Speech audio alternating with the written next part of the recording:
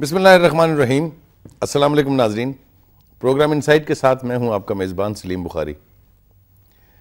ناظرین، آج ہم نے ایک ایسا موضوع چنا ہے جس کا تعلق نہ صرف پاکستان بلکہ پوری مسلم امہ سے ہے۔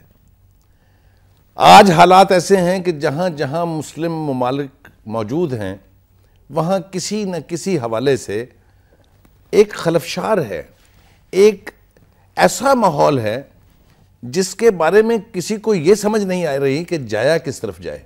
پاکستان، افغانستان، ایران، کشمیر، فلسطین، جدھر دیکھیں آپ وہاں کچھ نہ کچھ ایسا ہو رہا ہے جو وہاں کی عوام کی مرضی کے خلاف تو ہے ہی، لیکن انسانیت کی بہت بڑی تذلیل ہے۔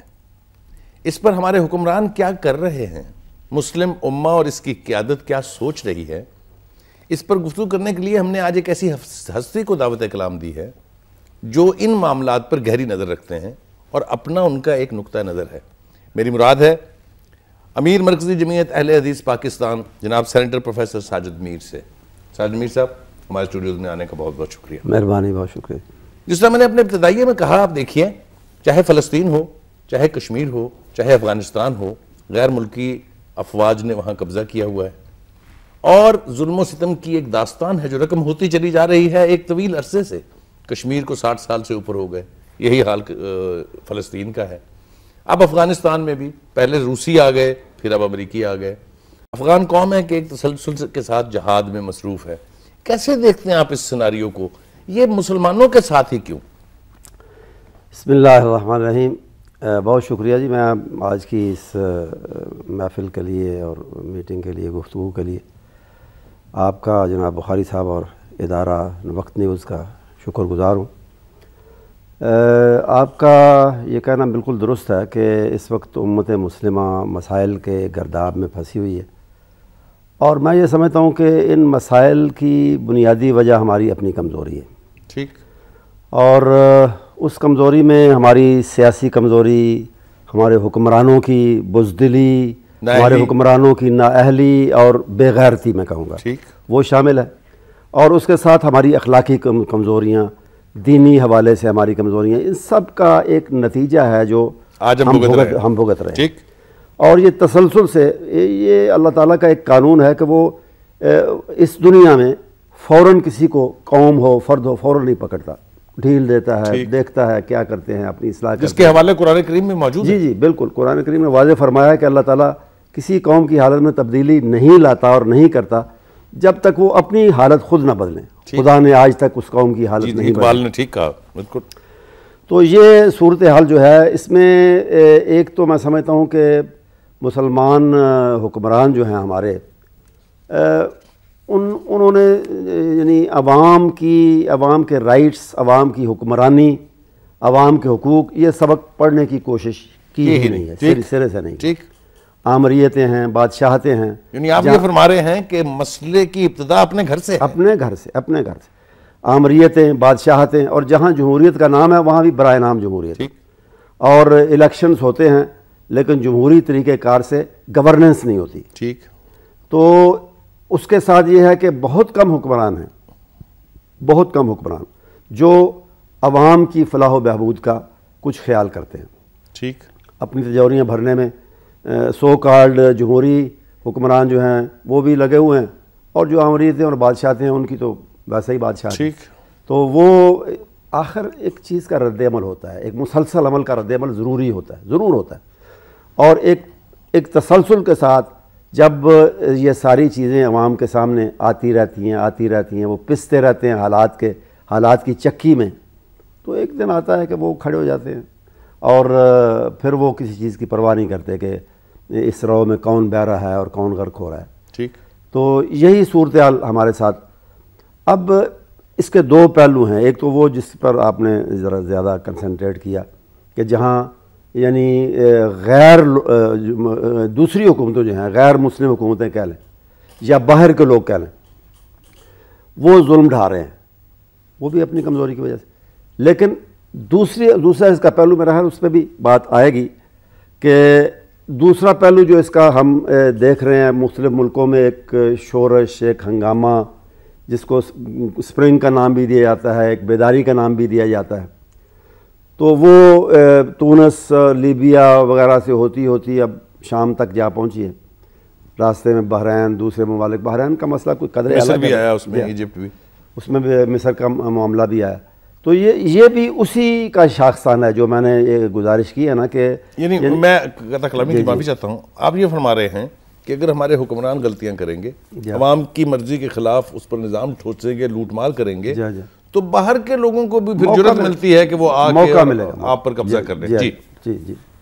تو یہی صورتحال جو ہے اس کا سامنا ہمیں ان تمام ممالک میں ہے، اور اس کی جو اصلاح کی ایک ہی شکل ہے کہ ہم عوام بھی سنبھلیں اور حکمران خاص طور پہ اپنی ذمہ داری کا احساس کریں جو ان پر عائد. پروفیسر صاحب یہ فرمائیے گا، اسی بات سے بات آگے بڑھاتے ہیں، یہ جو ہماری حکومتوں کا ایک معذرت خواہانہ رویہ رہا ہے کشمیر کے حوالے سے کافی عرصے سے، پہلے تو نہیں تھا خیر، اور بھارت کی جو مرضی ہے اس کے مطابق ہم چل رہے ہیں، کہیں ہم امن کی آشا کر رہے ہیں ان کے ساتھ، کہیں ہم انہیں موسٹ فیورڈ نیشن کا سٹیٹس دے رہے ہیں، اس کے باوجود بھی وہ کشمیر پر بات کرنے پر آمادہ نہیں ہے. اس کو کیسے دیکھتے ہیں آپ؟ جی وہ ان کی ہٹ درمی اور ہماری کمزوری کی بات پھر یہاں آئے گی. ٹھیک. اور یہ ایک بنیادی مسئلہ ہے کشمیر کا، ہماری زندگی اور موت کا مسئلہ ہے، ہمارے پانی کا مسئلہ ہے، ہمارے کھیتوں کا مسئلہ ہے، ہماری پیداوار کا مسئلہ ہے، اور پھر تقریباً 1 کروڑ لوگوں کا مسئلہ ہے جو ہمارے بھائی ہیں اور جو پاکستان سے محبت رکھتے ہیں، پاکستان سے ایک تعلق خاطر رکھتے ہیں، ان کا مسئلہ اور تاریخی تعلق ہے. اور پھر انہوں نے اس تعلق کا اظہار بھی کیا، اس کو نبھایا بھی ہے. میں سمجھتا ہوں ہم سے زیادہ انہوں نے نبھایا ہے. ٹھیک. لیکن اب ان کو مسلسل نظر انداز کیے جا رہی تمام چیزیں کہ ہماری ضروریات کیا ہیں، ہماری زندگی اس پانی کے بغیر کتنی مشکل اور بلکہ ناممکن ہوگی، اور ہمارا ڈیفنس کتنا نامکمل ہوگا، ان بھائیوں سے ہمارا تعلق کس طرح ختم ہوگا، ٹوٹے گا، ان ساری باتوں کو پروفیسر صاحب جو آل پارٹیز حریت کانفرنس کی قیادت ہے، ان کی طرف سے ایک الزام ابھی حال ہی میں سید علی گیلانی صاحب نے کہا کہ پاکستان کی حکومت جو ہے وہ اب ہاف ہارٹیڈلی کشمیر کے معاملے میں ہے، اور اسی وجہ سے کھلی چھٹی مل گئی ہے بھارت کو کہ وہ جو چاہے وہاں کر رہا ہے. عید کے دن ساری قیادت کو انہوں نے ہاؤس اریسٹ کر دیا. جی بالکل. یہ الزام میں آپ صداقت دیکھتے ہیں؟ بالکل صحیح الزام ہے اور یہ حقیقت ہے. میں یہ سمجھتا ہوں کہ پاکستان کی جو گزشتہ حکومتیں پرویز مشرف کے دور سے پہلے، ان کی بھی کمزوریاں بہت رہی ہیں، لیکن پرویز مشرف نے یکدم آ کے یہ کہہ دیا کہ جی ہمارے پاس بہت سے آپشن ہیں مسئلہ کشمیر کو حل کرنے. ٹھیک. ہمارے پاس تو آپشن ہی ایک تھا کہ عوام کشمیر کے ان کو ان کے حقوق دیے جائیں، ان کو یہ حق دیا جائے، ان کو یہ حق دیا جائے کہ وہ اپنا مستقبل، جیسا کہ یونائٹڈ نیشن کی سیکورٹی کونسل کی قراردادوں میں بھی تھا، ان کا وہ مستقبل اپنے کے بارے میں خود ہی فیصلہ کرنے کو کیا چاہتے ہیں. ہمیں اس پر ہی قائم رہنا چاہیے تھا، اس کے لیے کوشش کرنی چاہیے تھی. اس کے بھی جب مدعی ہی سست ہو جائے گا اور یہ کہے گا کہ جی ہمارے پاس بہت ہے، اس طرح ہو جائے، اس طرح ہو جائے، ظاہر ہے پھر معاملہ وہ جو ہے نہ صرف کمزور ہوگا بلکہ ختم ہو جائے گا. یعنی آپ نے یہ تعین کر دیا کہ کشمیر کے مسئلے پر مصلحت اور کمزوری کا آغاز مشرف کے دور میں ہوا. مشرف کے دور میں، یعنی اسے اسپیڈ جو ہے ایکسیلریٹ ہوئی، یہ معاملہ جو ہے کمزوری کا ایکسینچویٹ ہوا اور اس میں زیادہ شدت آئی. اور واضح طور پہ یعنی اس سے پہلے ہمارے حکمرانوں کی اگر کمزوری تھی تو اس کا وہ کھل کر اظہار نہیں کرتے تھے. ٹھیک. لیکن اس نے کھل کر اظہار کیا کہ جی ہمارے پاس وہ کئی آپشن ہیں اور کئی طریقے سے ہو سکتا ہے، اور اس طرح ہو جائے، اس طرح ہو جائے. پھر وہاں ان کے منتیں، خوشامدیں، اور اسی دور میں پھر یہ ہے کہ جی وہ بنکر وہ بناتے رہے اور ہماری سرحدوں کی نگرانی جو ہے سخت تر ہوتی گئی.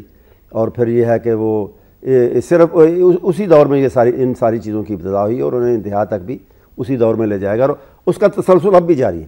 وہ جو اس نے شروع کیا تھا یہ نہیں کہ وہ ختم ہو گیا یا اس میں کوئی کمی آئی، وہ اس کے دور کے بعد اسی طرح جائے. اور یوں جو کشمیر کاز ہے وہ کمزور سے کمزور. اور دوسری بات جس کی آپ نے نشاندہی کی ہے کہ ان تمام باتوں کے ہوتے ہوئے کہ وہ ہماری، جیسے میں نے عرض کیا، وہ زندگی موت کا مسئلہ ہے، اور جیسے کہ وہ کشمیری عوام کا مسئلہ ہے، وہ سب ہے. اس کے باوجود انہیں نہ صرف یہ کہ موسٹ فیورڈ نیشن کا درجہ دینا، بلکہ یہ امن کی آشا، یہ تو میری سمجھ سے بالا تر ہے.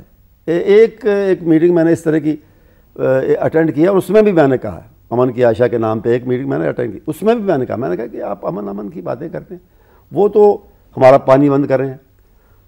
کشمیر کے مسئلے پر بات کرنے کے لیے تیار نہیں ہے، اور ہم ہیں کہ پیچھے جا رہے ہیں اور تجارت میں سراسر فائدہ وہ اٹھاتے ہیں، ہم کون سا فائدہ اٹھاتے ہیں؟ پروفیسر صاحب، اس سے پہلے کہ ہم بریک پر جائیں، ایک بات آپ مجھے بتا دیجئے کہ آپ کیا سمجھتے ہیں کہ ہاؤس کمیٹی بنی ایک کشمیر کے اوپر، مولانا فضل الرحمان اس کے قائد ہیں، سو ایک طرح سے ایک دینی شخص کے ہاتھ میں تھا کہ وہ کشمیر کی کاز کو پروجیکٹ کرے، دنیا بھر میں جائے، آپ مطمئن ہیں کہ ہاؤس کمیٹی نے پورا کام کیا ہے؟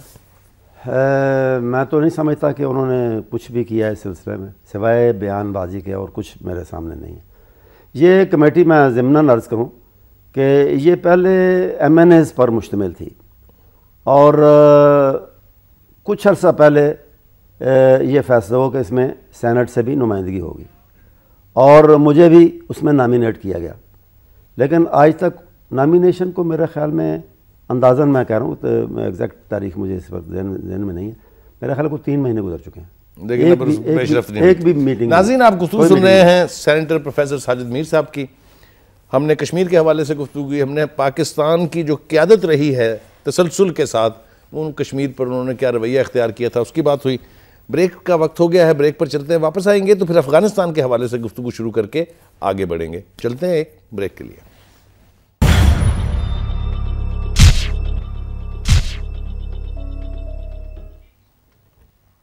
ویلکم بیک ناظرین، سینیٹر پروفیسر ساجد میر سے گفتگو کر رہے ہیں ہم عالمی حالات پر بھی، اس میں مسلمانوں کو جو مسائل درپیش ہیں، پاکستان کے جو مسائل ہیں اس حوالے سے بھی۔ ہم نے بریک پر جانے سے پہلے آپ کو بتایا تھا کہ ہم بات کریں گے افغانستان کے حوالے سے۔ سینیٹر صاحب یہ فرمائیے کہ پاکستان نے افغان جہاد کا آغاز کر کے دنیا کی دوسری سب سے بڑی قوت کو توڑ پھوڑ کے رکھ دیا تھا، پھر اس کا نتیجہ ہمیں کچھ تو افغان ریفیوجیز کی صورت میں ملا، پھر اس کے بعد ہمیں اس کی سزا جو دی گئی وہ آپ کو اچھی طرح سے ازبر ہے۔ اب یہ جب سے امریکہ 9/11 کے بعد سے آیا ہوا ہے، کہاں کھڑے ہیں ہم؟ ہمیں تو ساتھی کی بجائے مجرم قرار دے دیا گیا ہے، یہ کیا صورتحال ہے؟ میں سمجھتا ہوں کہ افغان جہاد میں پاکستان کی شرکت کے بغیر چارہ نہیں تھا، اور ضیاء الحق سے 1000 اختلاف ہو سکتے ہیں، ہمارے خاص طور پہ رہے ہیں۔ ایک بات بنیادی تو یہ ہے کہ ہماری جماعت جو بھی ہے، جتنی بھی ہے، وہ ہمیشہ فوجی آمریت کے خلاف رہی، ٹھیک، فوجی مداخلت کے خلاف رہی، فوج کے اقتدار سنبھالنے کے خلاف رہی، ٹھیک، اور آج بھی ہے، آج بھی ہے۔ اور اس دور میں بھی بنیادی اختلاف تو ہمارا یہ تھا کہ آپ کہاں آئے، کہاں سے آئے، کیوں آئے۔ اس کے بعد ان کا طریقہ، آپ کون ہیں جی، آپ کدھر سے آگے اختیار کریں، طرز حکمرانی اور دوسری چیزیں، اسلام کا نام اور جو بھی خیر نامکمل سے ادھورے سے اقدامات اس کے لیے، وہ سب ہوتا رہا۔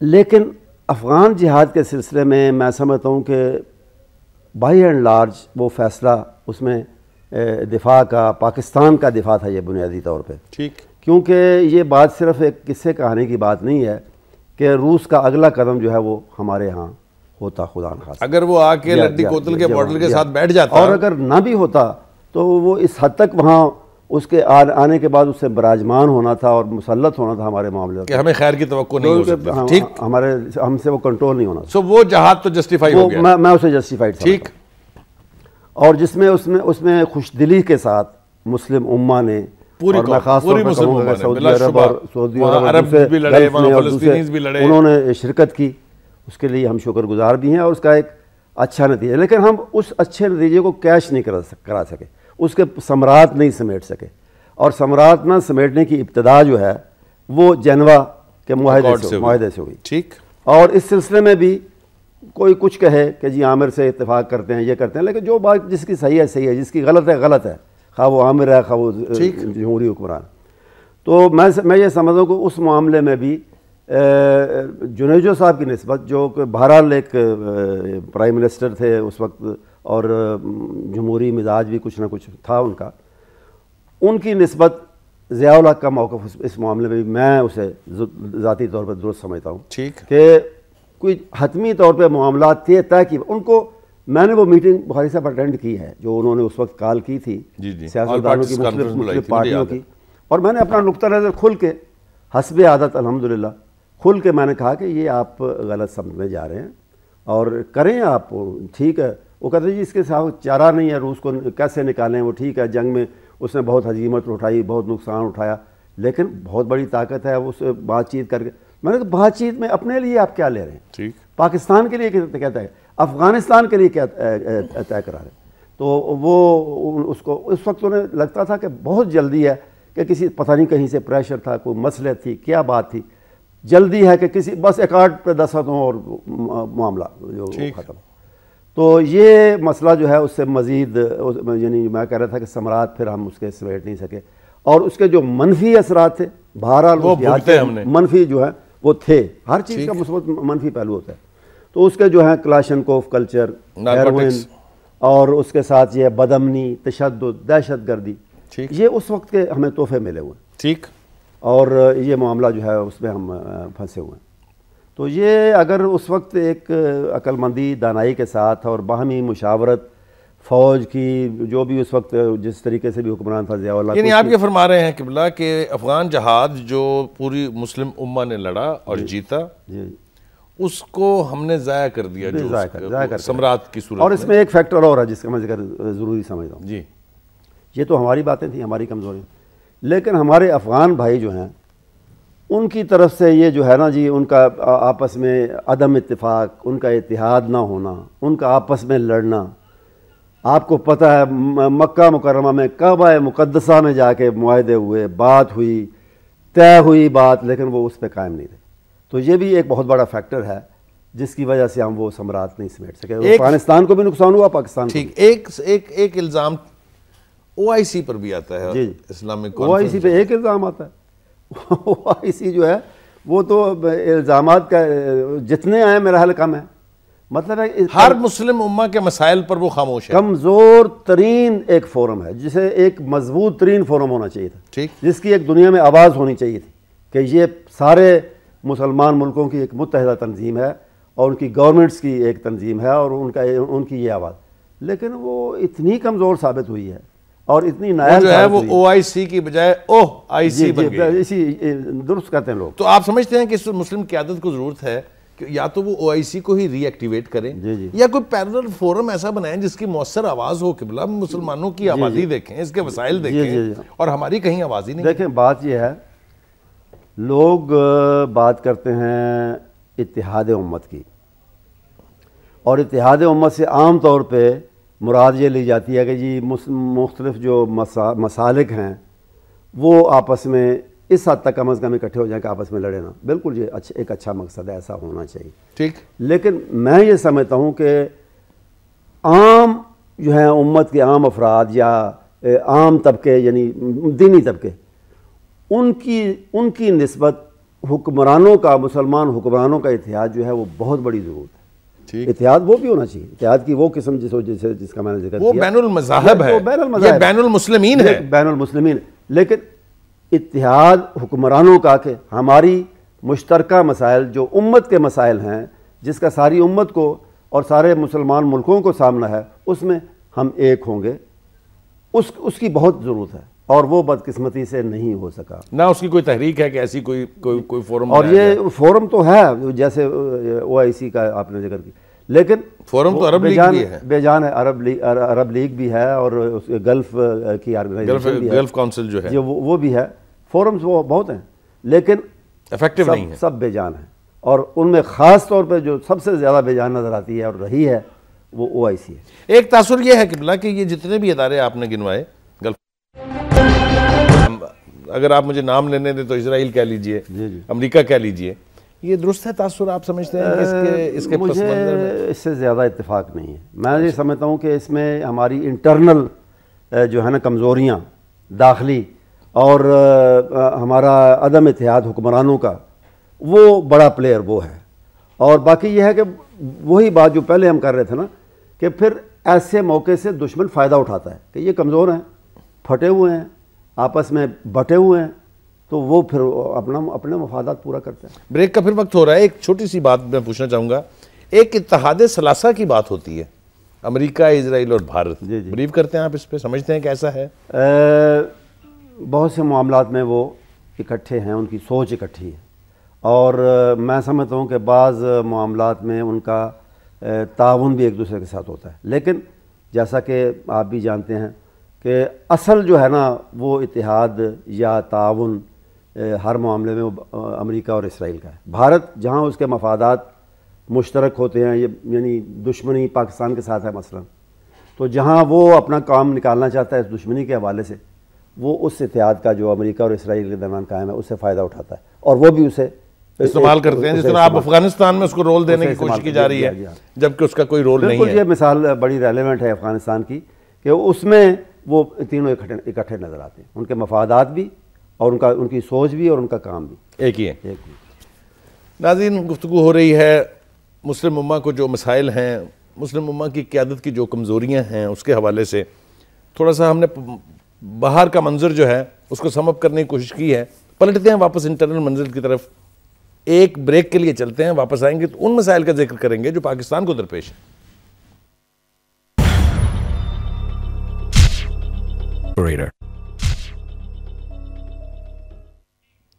ویلکم بیک ناظرین.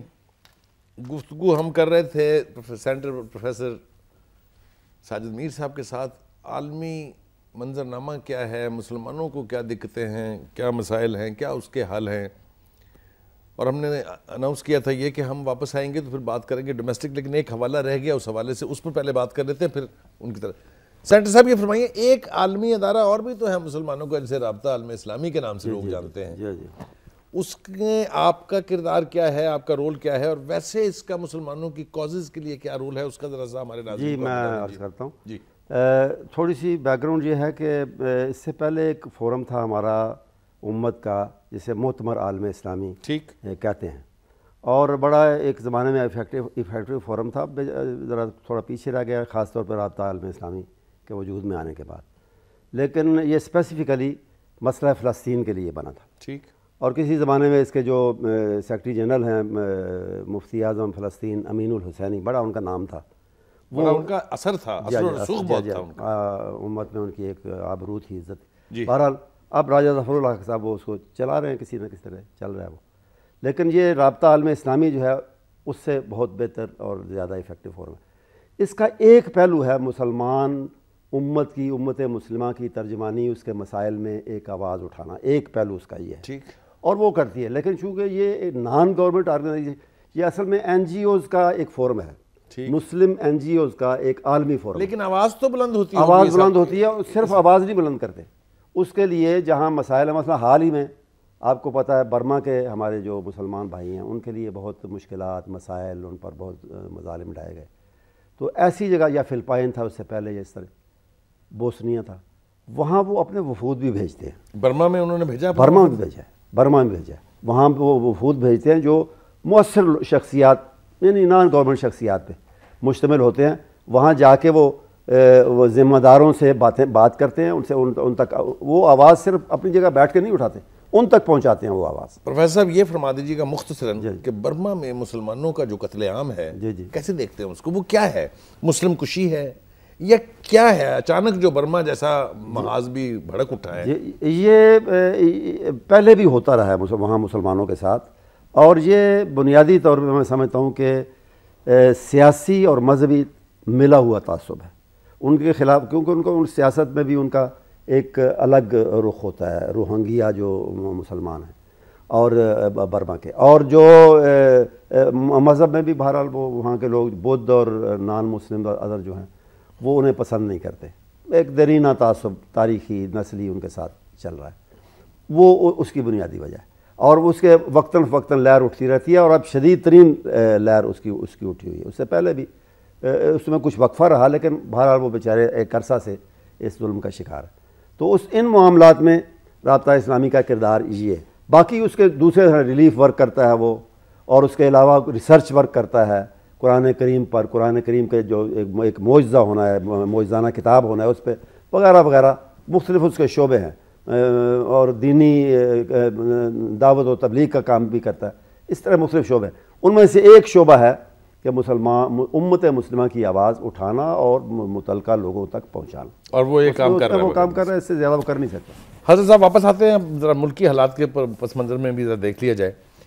یہ بتائیے، یہ جو فرقہ واریت کا مینس ہے، یہ جو ازدہا ہے جس کے مظاہر آج کل آپ کے سامنے ہیں، مجھے کچھ کہنے کی ضرورت نہیں ہے.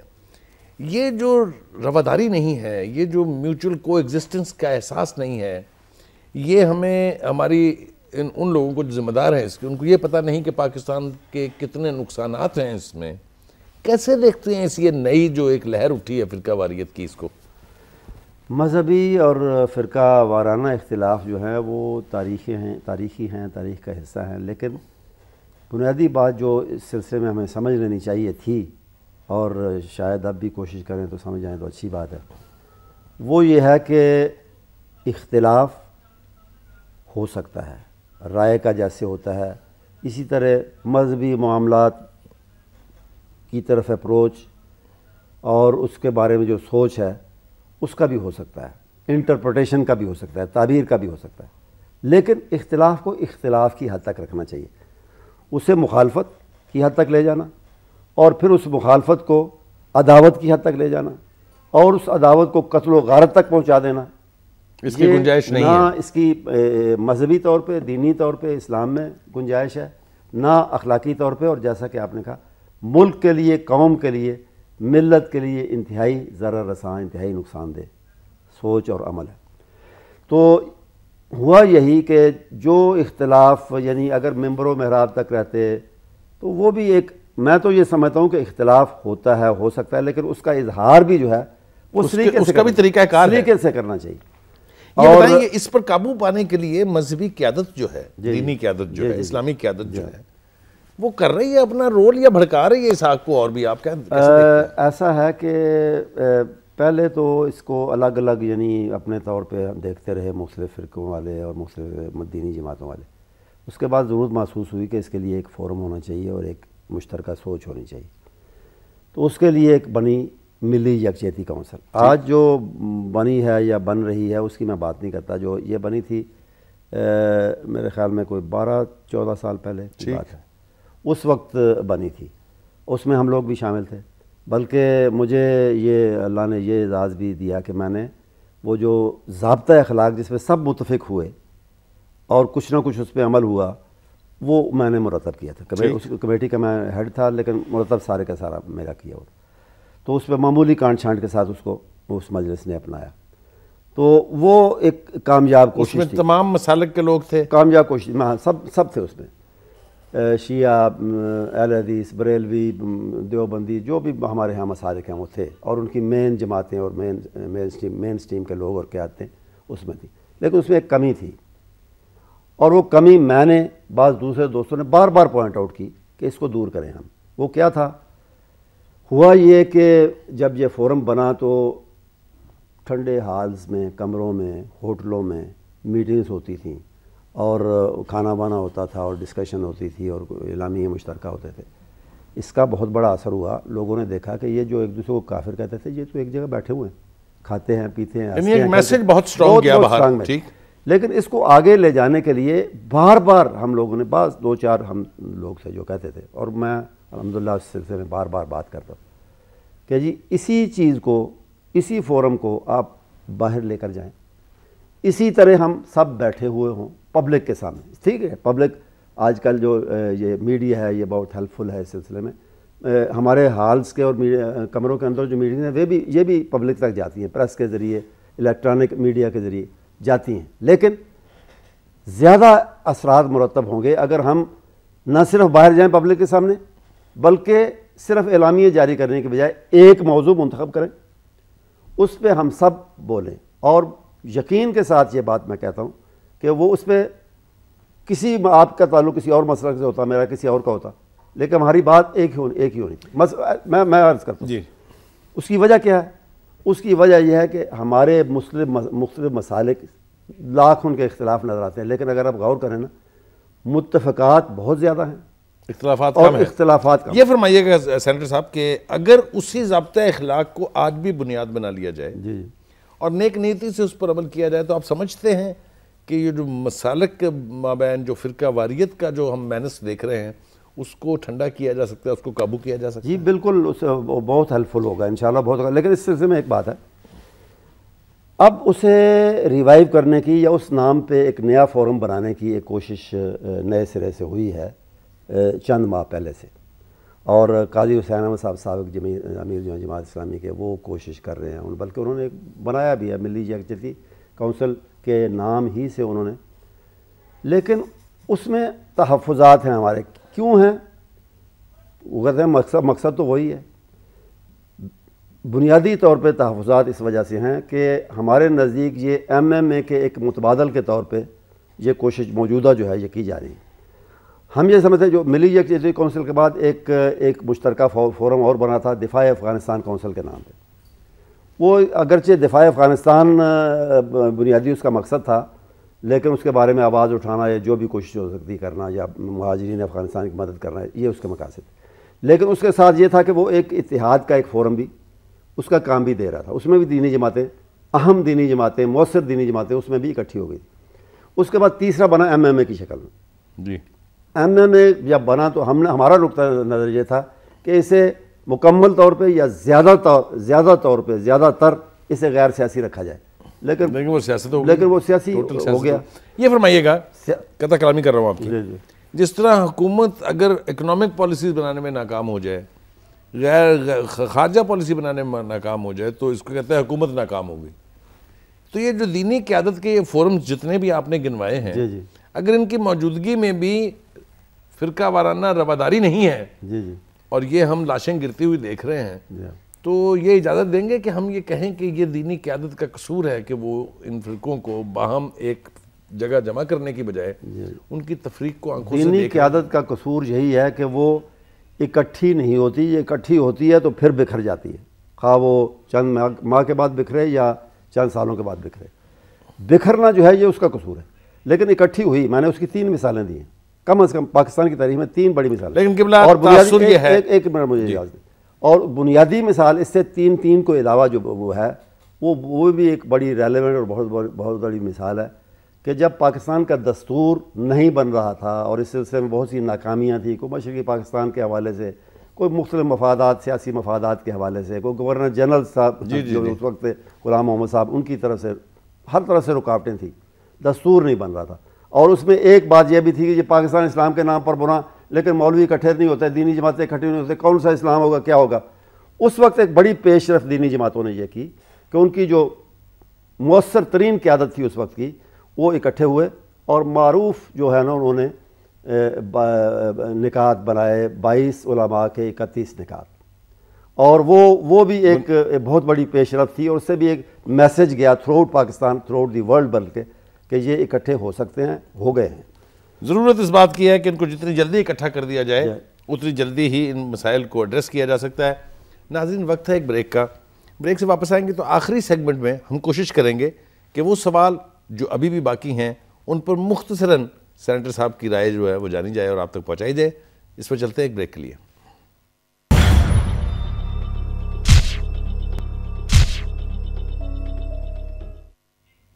ویلکم بیک ناظرین. سینیٹر صاحب یہ فرمائیے گا کہ اس وقت انتخابات کا ماحول بن رہا ہے. کوئی کہہ رہا ہے الیکشن پہلے ہو رہے ہیں، کوئی کہہ رہا ہے وقت پہ کرائیں گے. الیکشن تو بہرحال ہونے ہیں، خدا نہ کرے کہ یہاں پھر کوئی ایک تیسری قوت جو ہے وہ آ جائے. کیا دیکھتے ہیں کہ آنے والے الیکشن میں دینی جماعتیں ایک پلیٹ فارم سے الیکشن لڑیں گی یا اپنی اپنی علیحدہ 2.5 اینٹ کی مسجد بنائیں گی؟ ابھی تک تو مل کر الیکشن میں جانے کے امکانات پیدا نہیں ہوئے اور پیدا ہوتے نظر بھی نہیں آ رہے. مجھے تو کم از کم نظر نہیں آ رہے. ٹھیک. میں سمجھتا ہوں اس میں واضح ذرا کھل کے بات کریں. جماعت اسلامی کی تنہا پرواز کی سوچ، اس میں تنہا پرواز یا اپنی مرضی کا کسی الائنس، یہ سولو فلائٹ کا جو اصطلاح ہے، وہ ایک رکاوٹ ہے. دوسری بات یہ ہے کہ یہ جو تقسیم سو کالڈ رائٹسٹ میں، رائٹ ونگ میں ہوئی ہے، اس میں تحریک انصاف کا آنا ایک پلیئر کے طور پہ، تو وہ بھی ایک رکاوٹ بنے گا. اور دینی جماعتوں میں سے بعض اس طرف دیکھیں گی، بعض نواز شریف صاحب کی طرف دیکھیں گی، بعض شاید کاف کے ساتھ بھی پسند کریں. اور یہ جو ہے نا اکٹھے ملنے کا آئیڈیا جیسے ایم میں تھی، وہ ابھی تک نہیں ہوا. یعنی بات یہ طے ہوئی کہ یہ پھر کسی نہ کسی بڑی جماعت کے ساتھ الائنس کی سوچیں گی. جی الائنس ہوں گے، ایک فورم سے الائنس ہوں گے، لیکن دوسروں کے ساتھ، اپنوں کے ساتھ. اپنے ساتھ. یہ فرمائیے گا کہ دینی قیادت اور اسلامی جماعتوں کی قیادت اگر متحد ہوتی تو جو 1970s کے اینڈ میں اور ضیاء الحق کے دور میں خاص طور سے نظام مصطفیٰ کی بات ہوئی، اس سے پہلے PNA، اس سے پہلے بھی کوششیں ہوئی، اس کو کہا یہ جاتا ہے کہ وہ اس لیے کامیاب نہیں ہوئی کہ دینی جماعتوں کی قیادت جو ہے وہ کسی ایک اصول پر متفق ہونے پر آمادہ نہیں تھی۔ جی میں یہ سمجھتا ہوں کہ یہ دینی جماعتوں پہ اور بہت سے الزامات آ سکتے ہیں، لیکن یہ نہیں آتا، کیونکہ وہ آپ جانتے ہیں PNA ہو یا آپ دفاع کر رہے ہیں، اب آپ نظام مصطفیٰ تحریک کو نہیں، میں حقائق کو سامنے رکھ کے بات کر رہا ہوں۔ جی، تو اس میں صرف دینی جماعتیں نہیں تھیں، اس میں دوسری جماعتیں بھی شریک تھیں اور بڑے پلیئر کے طور پر شریک تھیں، جو سیاسی جماعتیں کہلاتی ہیں۔ دینی جماعتیں بھی میدان سیاست میں، لیکن جو خالص یا زیادہ تر سیاسی جماعتیں کہلاتی ہیں وہ تھی اس میں، اور ان کے جو اختلافات ہیں بامی، ان کا رول بہت زیادہ تھا دینی جماعتوں کے اس وقت اس طرح کے اختلاف نہیں تھے مسلکی بنیاد پہ، یا ان کا یعنی ایک بات پہ متفق تھے، نظام مصطفیٰ کا جسے ایک ٹائٹل دیا گیا، ایک متفق تھے کہ اسلام کا نظام ہونا چاہیے، اور باقی جماعتیں بھی اس پہ آ گئیں، نعرہ سب کا ایک ہو گیا۔ لیکن اس کے بعد سب جماعتوں نے اپنی اپنی راہ اختیار کی، ضیاء الحق کے آنے سے پہلے ہی وہ جو ہے اور انہوں نے کوئی بھٹو کے ساتھ مذاکرات میں شریک ہو گئے، کوئی ایک تاثر یہ دینے کی کوشش کی جاتی ہے کہ کچھ سیاسی جماعتیں، بلکہ میں تو یہ لبرٹی لوں گا کہ اکثریت، وہ باہر کے انفلوئنس میں زیادہ ہیں، چاہے وہ فنڈنگ ہے، چاہے وہ سپورٹ ہے۔ یہ آپ نہیں سمجھتے کہ بہت فیٹل فیکٹر ہے پاکستان میں اسلامی جماعتوں کا اتحاد نہ ہونے کی؟ سیاسی جماعتیں ذرا ہوں، کھل کے تھوڑی سی بات اس پر ہمارے ناظرین کو آپ بتائیے۔ سیاسی جماعتیں ہوں یا دینی جماعتیں ہوں، وہ اگر ڈکٹیشن باہر سے، ظاہر ہے پیسے لیں گی تو ڈکٹیشن بھی لینی پڑے گی، ٹھیک، dictation and money go together. جب آپ باہر سے لیں گے تو پھر وہ وداؤٹ سٹنگز اٹیچ تو نہیں ہوگا مسئلہ۔ تو یہ اس لیے میں یہ سمجھتا ہوں کہ قیادت ڈومیسٹک، انٹرنل، انڈیجینس ہونی چاہیے، اور اس کا مد نظر مفاد صرف پاکستان ہونا چاہیے، پاکستان اور ملت اسلامی۔ باہر سے ڈکٹیشن لینے کا مطلب یہ ہے کہ ہم ان کے مفادات کے لیے کام کر رہے ہیں، اپنی مرضی سے اور اپنے مفادات کے لیے کام نہیں کر رہے۔ اس لیے ہم تو اس کے سخت خلاف ہیں کہ کوئی باہر سے ڈکٹیشن یا پیسے لے، اور میں یہ سمجھتا ہوں کہ یہ میں اس سے اتفاق نہیں کروں گا کہ زیادہ تر، لیکن ہیں ٹھیک دو تین جماعتیں ایسی ہیں جن کے بارے میں یعنی ویلڈ قسم کا الزام یہ لگایا جا سکتا ہے، اور یعنی ٹینجیبل اور ویلڈ قسم کا، یا جس کی کوئی گراؤنڈ ہو، وہ لگایا جا سکتا ہے کہ بھئی یہ باہر کی طرف دیکھتی ہیں، یہ باہر سے پیسے لیتے ہیں یا نہیں لیتے، دیکھتے ہیں باہر کی طرف۔ ایک وقت میں تو یہ بھی کہا جاتا تھا کہ امریکہ کا بھی کافی انفلوئنس ہے کچھ دینی جماعتوں میں۔ جی جی، وہ تو ہر پاکستان میں ان کی انفلٹریشن اتنی زیادہ ہو گئی ہے، حکومت سے لے کر جماعتوں تک اور عوام تک، کہ وہ تو اپنے مفادات کے لوگوں کو خریدتے بھی ہیں، ان کے ساتھ تعلقات بھی بناتے ہیں، سب کچھ کرتے ہیں، لیکن یہ اس میں بھی دینی جماعتیں یعنی خاص طور پہ شامل نہیں ہیں اس معاملے میں، اس میں باقی جماعتیں بھی ہیں، ان کی قیادتیں بھی ہیں۔ اب ایک جماعت جو ایک صوبے میں حکمران بھی ہے، اور جو بڑا جھنڈا جس نے اٹھایا وہ تھا امریکہ کے خلاف، اس نے جس طرح امریکہ سے تعلق بنایا ہے سب جانتے ہیں، اور وہ اب اسی طرح جس طرح امریکہ کی جتنی مخالفت کرتے تھے اتنی اس کے ساتھ ہیں۔ پارلیمنٹ کو بالادست کرنے کی بات ہوتی ہے، مختصراً مجھے آپ کا جواب چاہیے۔